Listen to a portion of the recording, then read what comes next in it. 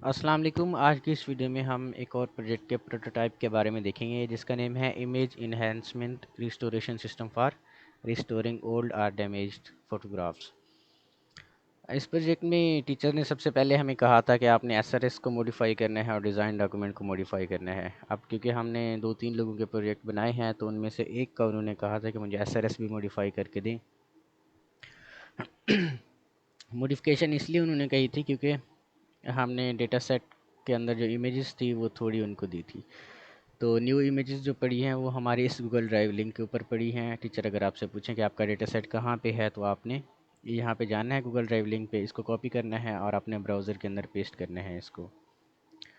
जब आप पेस्ट करेंगे तो इस लिंक के ऊपर ब्राउज़र आपको ले जाएगा। ये गूगल ड्राइव का लिंक है, इसमें मैंने डेटा सेट डाला हुआ है। आपने इसी डेटा सेट को डाउनलोड कर लेना है अपने सिस्टम के अंदर। जब आप इसको डाउनलोड करेंगे तब आप इसको अनजिप कर लेना। इसमें डेटा सेट की इमेजेस होंगी। अब ये डेटा सेट कैसा होगा हमारे पास, तो इसके लिए मैं आपको दिखाता हूँ कि हमारा जो डेटा सेट होगा आई थिंक कि वो कुछ इस तरीके का होगा, जिसमें हमने डेटा कलेक्ट किया हुआ है और इसके अंदर गाजियन या स्पेकुलर या पॉइजन नॉइज़ इमेजेस पड़ी हुई हैं कुछ इस तरह की।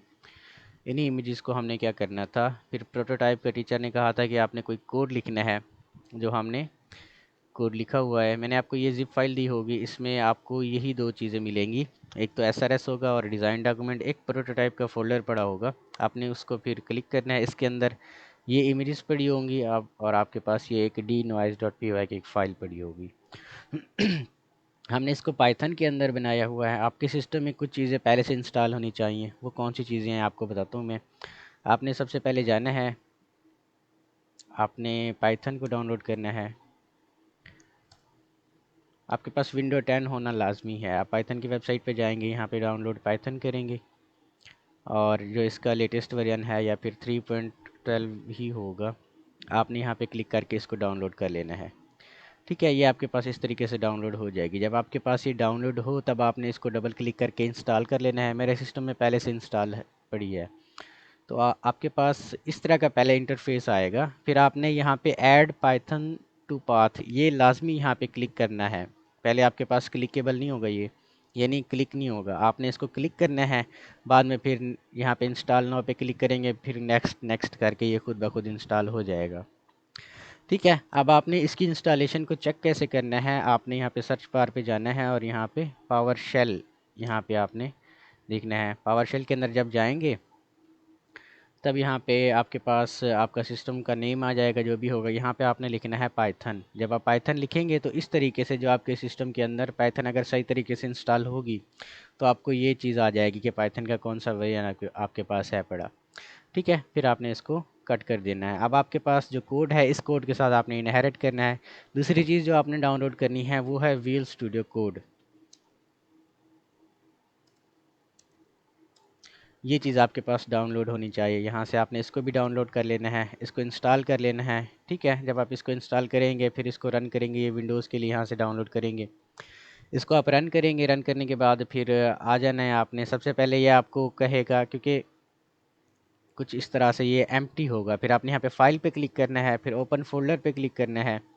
तो वही प्रोटोटाइप का जो फ़ोल्डर है ना, जिसके अंदर आपकी ये फ़ाइल पड़ी हुई है, आपने वही फ़ोल्डर जाके ओपन करना है। जिस तरह मैं ये सिलेक्ट फ़ोल्डर कर रहा हूँ तो यही फ़ोल्डर मेरे पास ओपन हो जाएगा।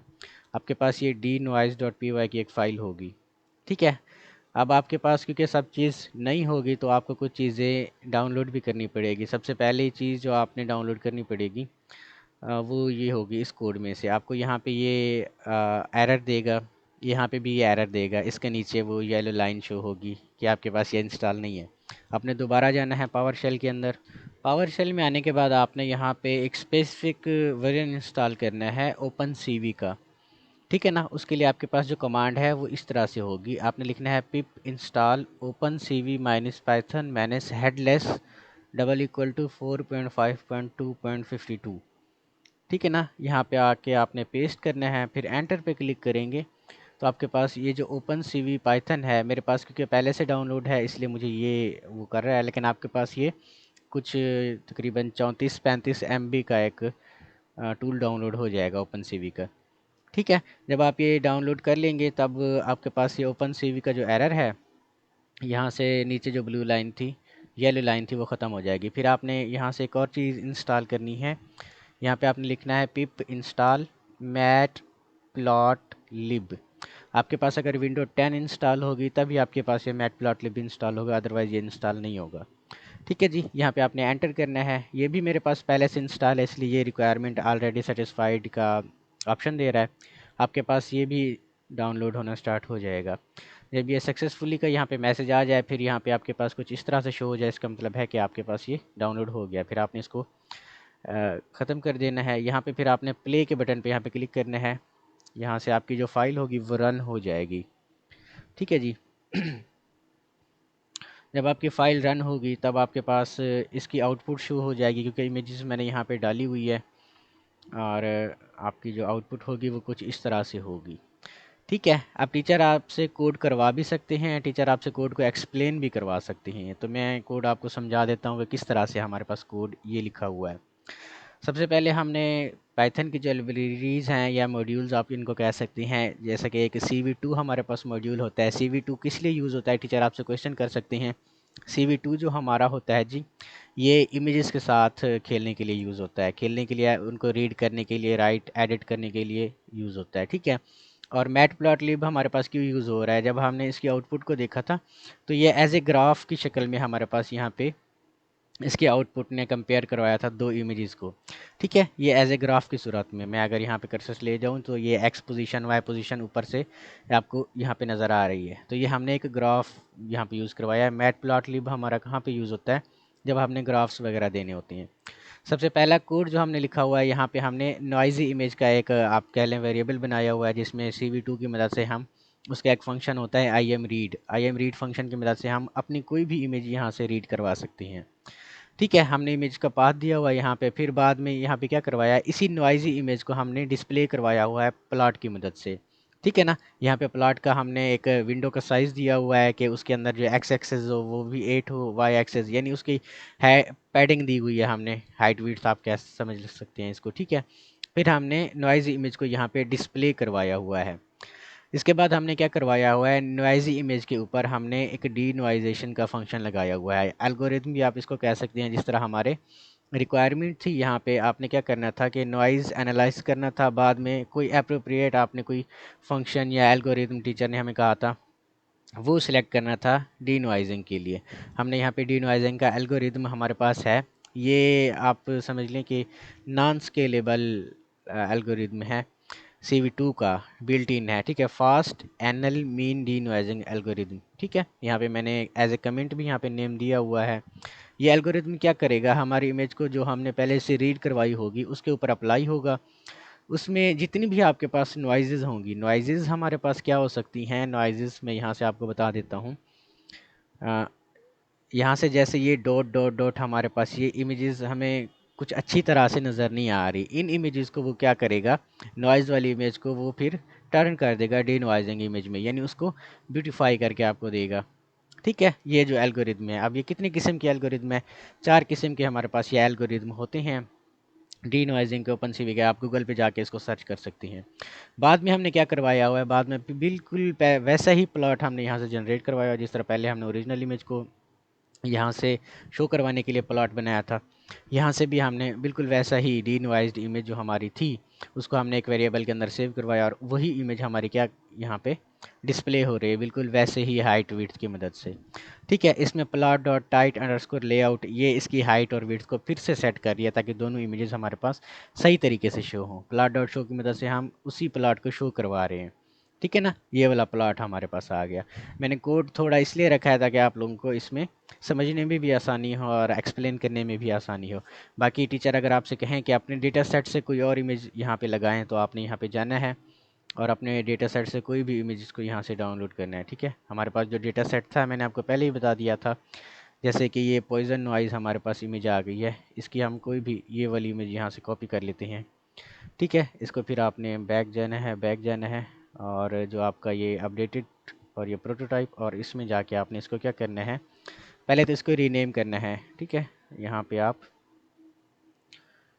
रीनेम करें। ठीक है, तो EX मैं इसका नेम लिख रहा हूँ, आपने क्या करना है, पहले से आपके पास जो ये विंडो होगी इसको कैंसिल, और यहाँ पे g.jpg जो है आपके पास, यहाँ पे आपने जस्ट फाइल के नेम को रीनेम करना है ex.jpg। ये वाली इमेज आपने क्या करनी है, यहाँ से उसी इमेज के ऊपर फिर आपका ये जो डीनॉइजिंग एल्गोरिथम है वो यहाँ से चलेगा, और आपकी जो नॉइज्ड इमेज होगी जो हमने यहाँ पे दूसरी वाली डाली है वो इसको डीनॉइज करके आपको शो करवाएगा। ठीक है, यहाँ पे हमारी जो नॉइज्ड इमेज है यहाँ पे ये वाली है, और डीनॉइजिंग हमारे पास ये वाली है। ठीक है, उसने उसको स्मूथ भी कर दिया है, और उसके ऊपर जो भी डॉट डॉट डॉट यहाँ पे आपको नज़र आ रहे हैं वो भी इसने ख़त्म कर दिए हैं। ठीक है, जब आपने प्रैक्टिस कैसे करनी है इसकी, आपने प्रैक्टिस बिल्कुल इसी तरह से आपने प्लॉट्स वगैरह को शो करवाना है। यूट्यूब से कोई भी वीडियोस देख लें, अगर आपको समझ नहीं आती तो आप व्हाट्सएप पे मुझसे कांटेक्ट कर लें। एक हमारे पास प्रोटोटाइप ये था, दूसरा हमारे पास जो प्रोटोटाइप था वो एक और प्रोटोटाइप था, एक दूसरे लड़के का भी हमारे पास प्रोजेक्ट था, तो हम उसको भी देखते हैं। ठीक है, अब क्योंकि हर किसी का अलग अलग बनाना होता है तो मैंने उसका भी अलग अलग बनाया है। ये आपके पास एक फ्लास्क एप्लीकेशन यहाँ से हमने बना ली है, बिल्कुल आपने वैसे ही ओपन CV2 वगैरह वगैरह इंस्टॉल करना है। फिर आपने यहाँ पे इसको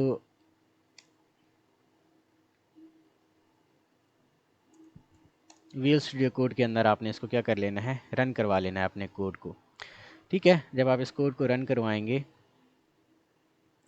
तो आपने app.py की फ़ाइल के अंदर आ जाना है।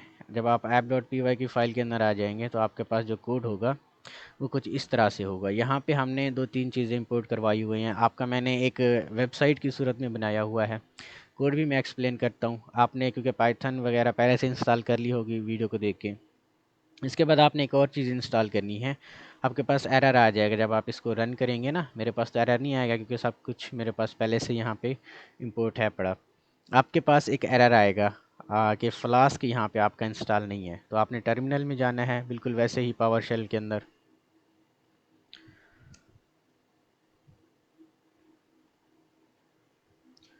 ठीक है,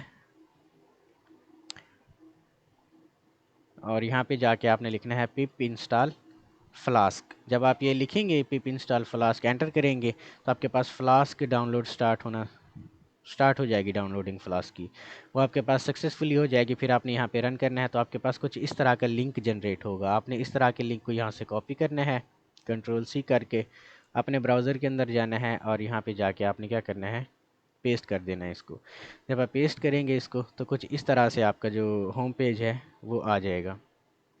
ठीक है, क्योंकि अभी हमारे पास प्रोटोटाइप था इसलिए मैंने इसको ज़्यादा अच्छे से बनाया नहीं है, लेकिन ये अभी होम पेज यहाँ पे आ जाएगा इसका।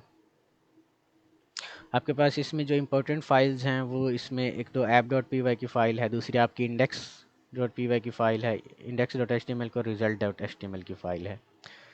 ठीक है, तो यहाँ से ये ज़्यादा टाइम ले रहा है, हम किसी और ब्राउज़र में इसको रन करवाते हैं।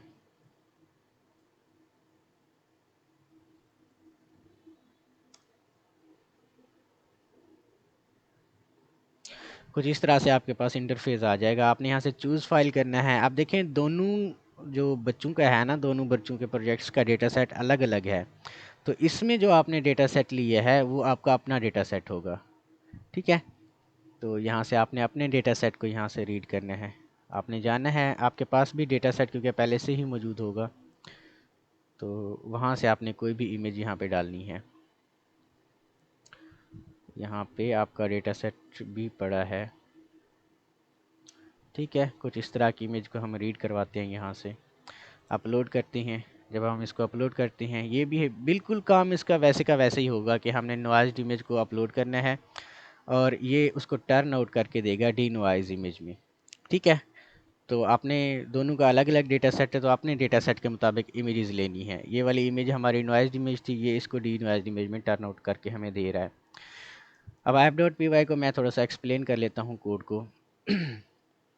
सबसे पहले हमने इसकी बेसिक जो मॉड्यूल्स थी, लाइब्रेरीज थी पाइथन की, वो हमने यहाँ से इंपोर्ट करवा ली हैं। उसके बाद ये app is equal to flask underscore underscore name, ये फ्लास्क की कोई भी एप्लीकेशन बनाने के लिए यूज़ होता है। ये अपलोड फोल्डर है जिसके अंदर हमारी जो इमेजेस हमने अपलोड की हैं वही इमेजेस जाके सेव होंगी। ठीक है, ये अलाउड फाइल हमने एक फ़ंक्शन यहाँ पे बनाया और अलाउड फाइल हमें क्या करता है कि कौन सी फ़ाइल आप अलाउ करवाना चाहते हैं, यानी कौन सी यहाँ पे PDF फाइल तो नहीं आ रही, हमने क्योंकि इमेजेस का यहाँ पे लगाया हुआ है कोड, ये इमेजेस को ही अलाउ करेगा। फिर जब कोई भी फ़ाइल को यूज़र अपलोड करेगा, ठीक है, एक हमने फंक्शन बनाया हुआ है अपलोड फंक्शन का, अपलोड अंडरस्कोर इमेज, ठीक है ना। हमने index dot H T M L के अंदर एक फॉर्म बनाया हुआ है, और फॉर्म का जो मेथड है हमारे पास पोस्ट है, ठीक है, पोस्ट मेथड है। यहाँ पे एक फ़ाइल को यहाँ से ले रहा है, अब ये फ़ाइल बैकएंड पे जाके हमारे पास काम करेगी। ये फ़ाइल सबसे पहले क्या करेगी, रीनेम होके हमारे अपलोड फोल्डर के अंदर सेव हो जाएगी, और इसी फ़ाइल को फिर हमने क्या करना है, डीनोइज्ड एक एल्गोरिथम जो ऊपर हमने लगाया हुआ है, ये वाला फंक्शन बनाया हुआ है, ठीक है ना। अब इमेज को हमने अरे के अंदर, ये पहले पिल इमेज की जो हमारी लाइब्रेरी है, ठीक है ना, ये इमेज को नम पाएगी अरे के अंदर चेंज करेगी। फिर इसके ऊपर ये जो गाजियन नॉइज़ होगी, स्पेकुलर होगी, या फिर साल्ट पेपर नॉइज़ होगी, ये फास्ट मीन डी नॉइजिंग, फिर वही एल्गोरिदम यहाँ पे लगेगा। जब वो एल्गोरिथम लगाएगा तो अब हमारी जो इमेज होगी वो डीनवाइज हो जाएगी, ठीक है। अब डीनवाइज्ड हमारी जब इमेज हो जाएगी तो ये बिल्कुल ही ब्लर हमें आउटपुट दे रहा था। फिर हमने इस ब्लरी आउटपुट को चेंज करने के लिए इसके ऊपर मैंने एक शार्पनेस का फ़िल्टर लगाया है, ठीक है ना। ये उसकी वैल्यूज़ हैं, हमारी इमेज के ऊपर वही शार्पनेस का फ़िल्टर लगा हुआ है, ठीक है ना। बाद में हमें वो क्या करेगा, जो शार्पन्ड इमेज हमारी होगी वही हमें आउटपुट में डिस्प्ले करवा देगा। हम कोई और इमेज यहाँ से लेते हैं, ठीक है। तो बल्कि तो आपके जो प्रोजेक्ट है वो बिल्कुल इजी है, इसमें डिफ़िकल्टी भी है, लेकिन क्योंकि मैंने कोड बहुत लेंथी नहीं रखा हुआ इसमें, और जो रिज़ल्ट्स हैं वो भी हमें सही तरह से मिल रहे हैं। बाकी आपका जो वाइवा हो उसमें टीचर आपको जो कमेंट करें, क्योंकि वाइवा आप लोगों ने देना होता है प्रिपरेशन करके, टीचर अगर कुछ इसमें चेंजेस वगैरह का कहते हैं तो आप मुझसे कांटेक्ट करें, और जो वो कमेंट्स आपको करते हैं तो फिर भी आप मुझसे कांटेक्ट करें, तो इंशाल्लाह हम इसको और भी बेहतर बनाएंगे। ठीक है जी, तो ये आपका प्रोजेक्ट था।